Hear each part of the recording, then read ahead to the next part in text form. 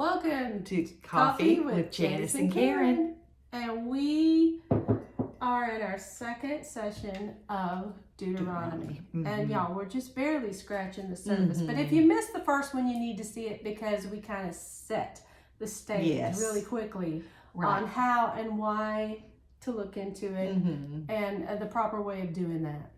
And so, anyway, we were talking about Horeb because Moses said that our God said to us at Horeb, you've stayed long enough, break camp and advance. Okay.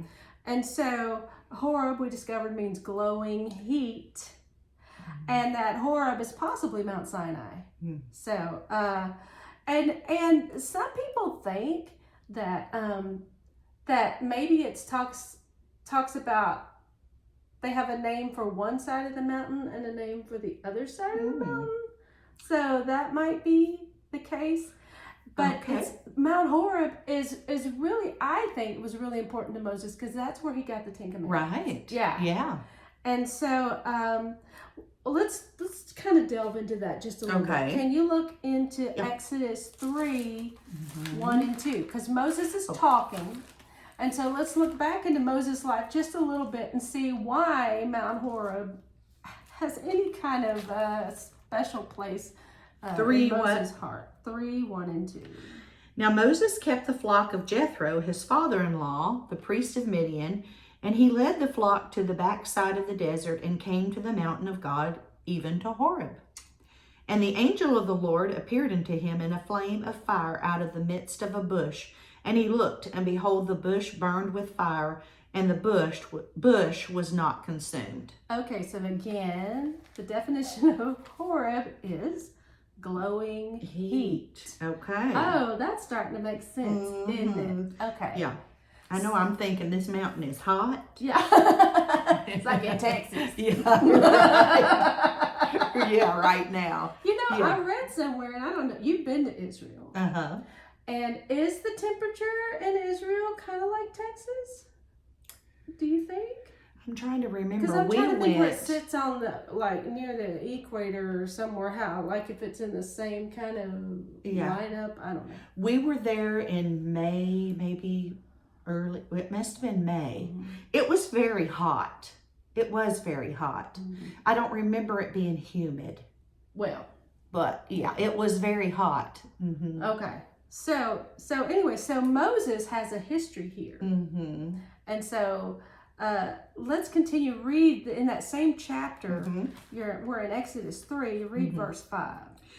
And he said, draw not nigh hither, put off thy shoes from off thy feet, for the place whereon thou standest is holy ground.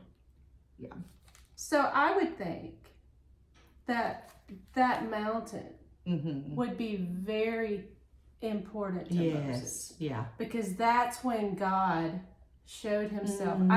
For real. Yes. It wasn't just the stories of his ancestors in slavery and all that. It's where God really made himself real spoke to Moses. him. Yes. Yeah. So this is Mount Horeb. Yeah. Okay, let's see what else we got, Janice. Okay. Let's do Exodus chapter 17:6. Okay. 17:6. All right.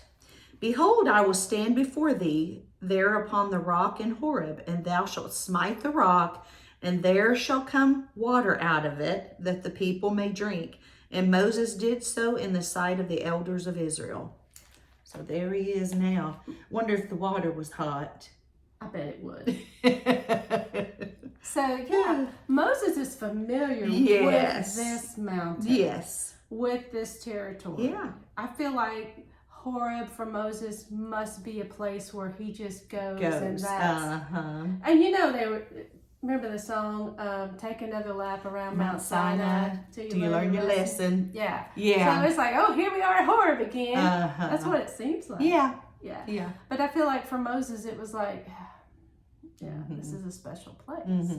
So, the glowing heat. Let's continue.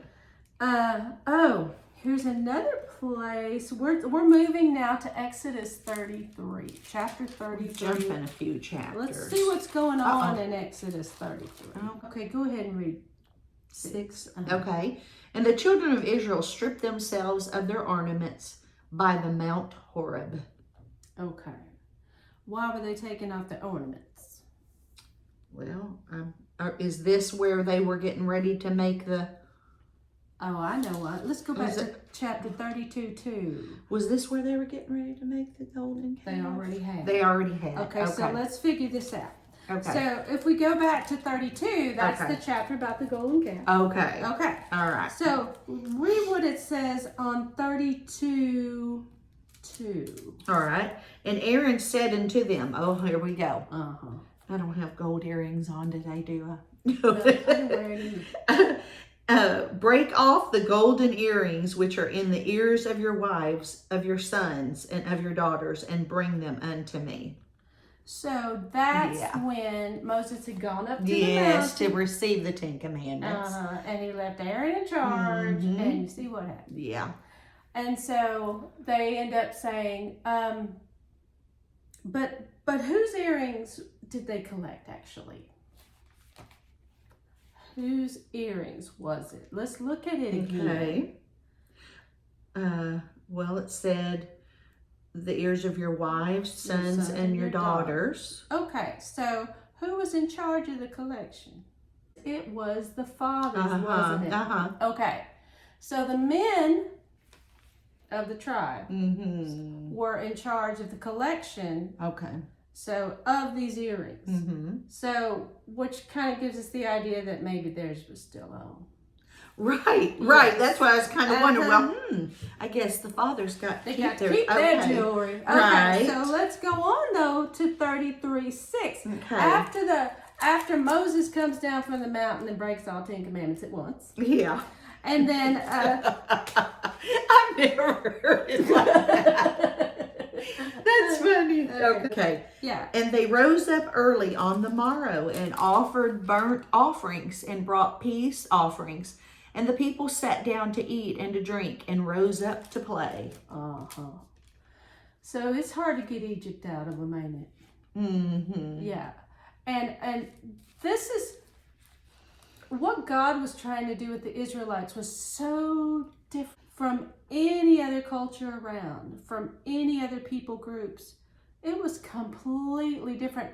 He was trying to provide as close to heaven on earth as you could get. And they kept messing it up. Yeah. Okay. Does that sound familiar? Yeah, God wants good for his people, doesn't he? And he gives we just laws mess it and up rules sometimes. for the good of society. Yes, yeah. I'll keep messing it up. Yeah. But anyway, let's get back to this 33:6 now. Okay, 33:6. We just read that. Okay, hold on just a minute. God was disgusted. Yes, he was. And you know what he did? I never knew this. Seriously, I never knew this. God says, okay, y'all go ahead. Y'all go ahead into the promised land. Go ahead.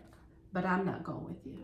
I'll go ahead and send a messenger to help you defeat everybody. But I'm done. And you know, at one point God tried to just wipe them all out and raise up Moses and let Moses' family be it. And Moses is like, no. Well, you know, and Karen, what is so incredible about this, and I suppose that we are probably just like this, the Lord had just brought them through the Red Sea, like part of the sea. They were led by this fire at night. And a cloud by day. Yes. Yeah. They saw the serpent lifted up in the wilderness and I mean, their shoes I just can't get over the water parted. There were walls on each side. And the people walked through safely, and then it destroyed the enemy. And here they are making a golden idol. Yeah. I guess I can kind of see God's frustration with them here a little bit. Yeah. Yeah. Yeah. And so he was like, y'all go ahead. I will send an angel before you and drive out the Canaanites, Amorites, Hittites, Perizzites, Hivites, and Jebusites. Yeah. Go up to the land flowing with milk and honey, but I will not go with you because you are stiff-necked people and I might destroy you on the way. That's what he said. Yes. And Moses and the people were like, when the people heard what God wanted to do, they were distressed. Okay. So I'm in chapter 33 and I'm at verse 4. This is Exodus, y'all, because we're still kind of laying foundation. Yeah. When the people heard these distressing words, they began to mourn and no one put on any ornaments. Yeah. The Lord had said to Moses, tell the Israelites, you're stiff-necked. Yep. And if I were to go with you even for a moment, I might destroy you. Now take off your ornaments and I will decide what to do with you. So the Israelites stripped off their ornaments at Mount Horeb. Yeah. Okay. So, I didn't know all that. No. I just kind of would read through it and not connect the dots. Right. You know? Yeah. And so already just getting into Deuteronomy is making me connect dots. It's making me work for it. And I'm already glad we started the study of Deuteronomy. Yeah. Okay, so let me get back to it. Here it is. Okay. So now, what we're going to be doing though from now on, and a lot of this, in a few chapters, it's going to be a history lesson that Moses is reminding the Israelites and giving them, this is what happened, just like you just said. We did this, God did this, we did this, we did this, we did this, we did this. And, you know, they had to wait for those old folks to die. Remember? Yes. And so now this is the next generation. This is your opportunity. But let me remind you. Yes. Here's what happened. Here's what happened. Here's what happened. Here's what happened. And that's where we are. Chapter 1, Deuteronomy. And this has been Coffee with Janis and Karen. Our first session. Our second. We're on our second. It's our second. Second session, Deuteronomy. Yeah.